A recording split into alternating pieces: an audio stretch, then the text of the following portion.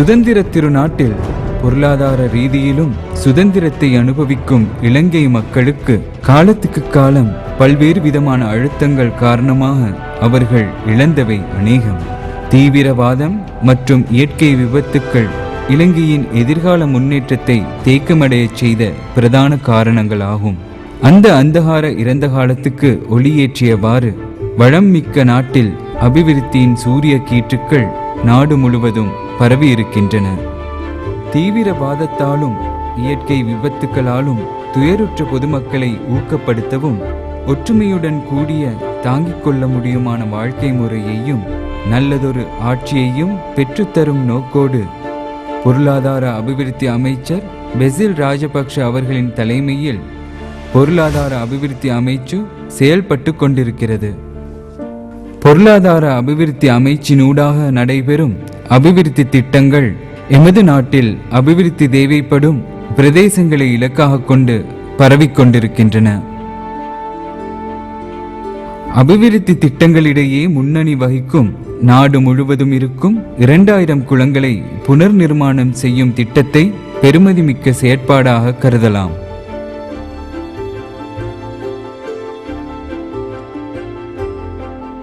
ආර්ථික සංවර්ධන අමාත්‍යාංශයේ යටතේ ප්‍රාදේශීය සංවර්ධනය කියන විෂය ක්‍රියාත්මක කරන ව්‍යාපෘති ගණනාවක් තියෙනවා. ඉන් එකක් තමයි අපි දැන් මේ කතා කරන්නේ. වැව් අමුණු කුඩා වැව් 2000ක් උදාහරණයක් හැටියට මේ වසර තුල ප්‍රතිසංස්කරණය කරන්න එහෙම නැත්නම් අලුත් ඇඩියා කරන්න අපි කටයුතු කරගෙන යනවා. දැනට වැව් 256ක් අද වෙනකොට කටයුතු ආරම්භ කරලා තිනවා. අනිත් වැව් වල ඇස්තමේන්තු සකස් කරමින් පවතිනවා. சுறுசுறுப்பாக நடைபெற்று கொண்டிருக்கும் புனர் நிர்மாண பணிகளின் மூலமாக 2011ஆம் ஆண்டுக்குள் குளங்கள் அனைத்தையும் கட்டி முடிக்க தீர்மானிக்கப்பட்டுள்ளது. தமது முயற்சியால் குளத்து நீரினை பெற்று தமது எதிர்கால எதிர்பார்ப்புகளை பூர்த்தி செய்து கொள்ள பாடுபடும் இம்மக்களின் சுய விவசாய முயற்சிகளுக்கு கடந்த காலங்களில் பல்வேறு விதமான தடங்கல்கள் ஏற்பட்டன. ගොවිතැන් කරන තමයි කරන්නේ දැන් ගොඩක් අවුරුදු ගාණක් ඉඳලා ඒත් ඒ තරම් ආදායමක් ගන්න බැරි වුණා. මේ ආර්ථික සංවර්ධන අමාත්‍යාංශයේ වැඩසටහන ආවට පස්සේ අපි ඒකෙන් ණයක් අරගෙන දැන් බුලත් වගාව කරගෙන යනවා. அத்தடைகளை அகற்றி அவர்களது எதிர்காலத்தை வளமிக்கதாக்க பொருளாதார அபிவிருத்தி அமைச்சு மிக பெருமதியான சேவையை வழங்குகிறது. பொருளாதார அபிவிருத்தி அமைச்சில் பதிவு செய்யப்பட்ட நெலுவையாய கிராம அபிவிருத்தி சங்கத்தின் உறுப்பினராக சேர்ந்து அதன் மூலமாக கிடைத்த கடன் தொகையையும் அறிவுறுத்தல்களையும் கொண்டு தனது வாழ்வாதார தொழிலாக கரிமிளகாய் தோட்டத்தை வெற்றிகரமாக செய்து வரும் ஆரியவத்தி வாழ்க்கையை வென்ற උත්සාහමුල්ල පෙන්මණි ආවාர். ගොඩාක් අමාරුවෙන් තමයි ජීවත් වුනේ මීට කලින්. ආර්ථික සංවර්ධන අමාත්‍යාංශය හරහා ණය මුදලක් වශයෙන් අපේ සමිතියට සම්බන්ධ වෙලා අරගෙන මාළු මිස් වගාව පටන් ගත්තේ. මගේ මාළු මිස් වගාවෙන් මම හොඳ ආදායමක් ලැබුණා. ආර්ථික සංවර්ධන අමාත්‍යාංශය අපට ලොකු මේ ගමට ලොකු සේවයක් කරනවා.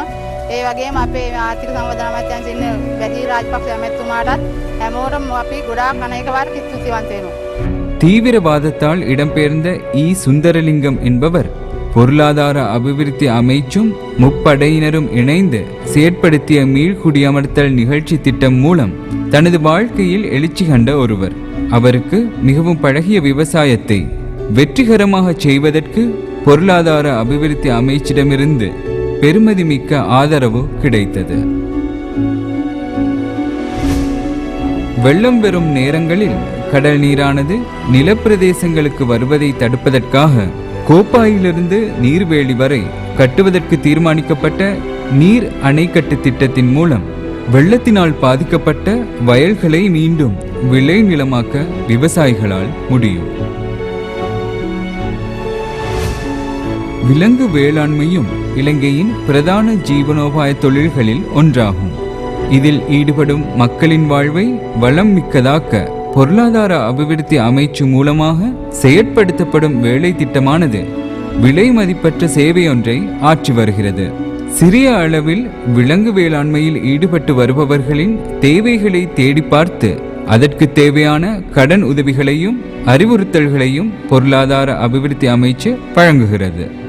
பண்டுகாபயபுரவில் வசிக்கும் TM சுனில் அவ்வாறு முன்னேற்றமடைந்த உற்சாகமிக்க இளைஞர் ஒருவர் ஆவார்.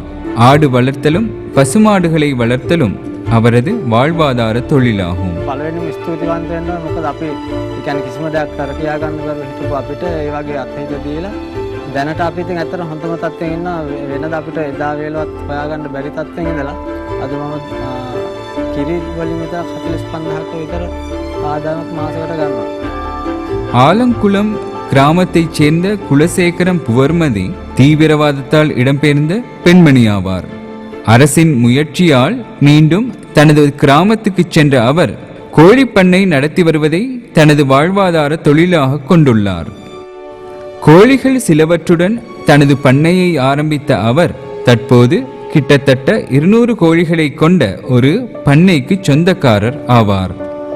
நாங்கள் ஒன்றும் இல்லாத நேரத்தில் நாங்கள் இங்கே இடம்பெயர்ந்திருக்க எங்களுக்கு ஒன்று உழைப்பு கூட என்ன செய்கிறேன்னு தெரியாத ஒரு நிலையில் பொருளாதார அமைச்சால் நாங்கள் 30,000 ரூபா கடன் எடுத்து அந்த கடனை கொண்டு நாங்கள் கோழி வளர்த்து இந்த அளவுக்கு முன்னேறி வந்து கொண்டிருக்கிறோம். மீண்டும் இந்த இதால் நாங்கள் முன்னேறி கொண்டிருக்கிறோம்.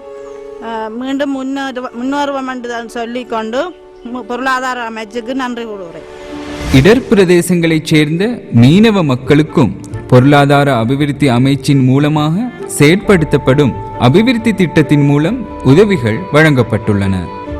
உண்மையிலே இந்த கிராமத்தை பொறுத்த வரைக்கும் இந்த கிராமத்தின் மக்கள் மீன்பிடி தொழிலை பிரயாணமாக செய்து வந்த கிராமம்.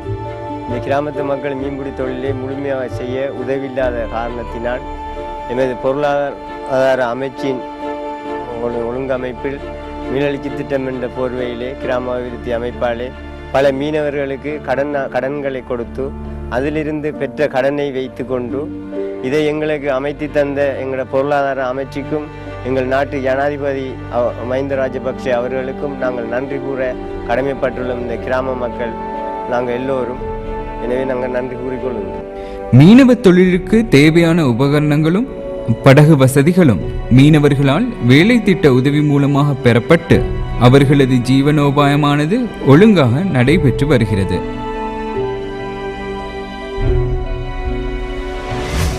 பொதுமக்கள் சமூகத்தின் அடிப்படை வசதிகளை அபிவிருத்தி செய்வதும் பொருளாதார அபிவிருத்தி அமைச்சின் அபிவிருத்தி திட்டத்தின் மூலம் நிறைவேற்றப்படும் ஒரு விசேடமான செயற்திட்டமாகும். එම ව්‍යාපෘතියේදී විශේෂයෙන්ම අපි කටයුතු කරන්නේ දිස්ත්‍රික්කවල අඩුපාඩුකම් ගොඩාක් තියෙන ගම්මාන 25-30 අතර තෝරගන්නවා. ඒ තෝරගෙන එක ගමක තියෙන යටිතල පහසුකම් සංවර්ධනය කරනවා. வறுமையினால் துயருறும் சிங்கள, தமிழ், முஸ்லிம் மக்களுக்கு ஜீவனோபாய அபிவிருத்தி மற்றும் உதவி திட்டங்களின் மூலம் மக்களுக்கான அறிவுறுத்தல் வேலை திட்டங்களும் பயிற்சி திட்டங்களும் வழங்கி மக்களை அறிவுறுத்துகிறது. ජීවනෝපාය සංවර්ධනය සඳහා විශාල අරමුදලක් යොදවනවා. ගම්මාන ජීවත් වෙන ලොකු කුඩා හැම දෙනාගේම හැකියාව වර්ධනය කරන්න අපි කටයුතු කරනවා. இவ்வாறான அநேக சேவைகளை நாட்டு மக்களின் முன்னேற்றத்துக்காக செயற்படுத்தி இலங்கையின் பொருளாதாரத்தை வலுப்படுத்தும் முன்னேற்பாட்டோடு இயங்கும் பொருளாதார அபிவிருத்தி அமைச்சின் அபிவிருத்தி திட்டங்கள் நன்கு வளர வேண்டும் என்பது எமது பிரார்த்தனையாகும். இதன் மூலமாக வளம் பெற்ற மக்களது தங்க விளைச்சலை பெற்றுக்கொள்ள முன்மாதிரியான இலங்கையால் அண்மையிலேயே முடியுமாகும் என்பதில் சந்தேகமில்லை.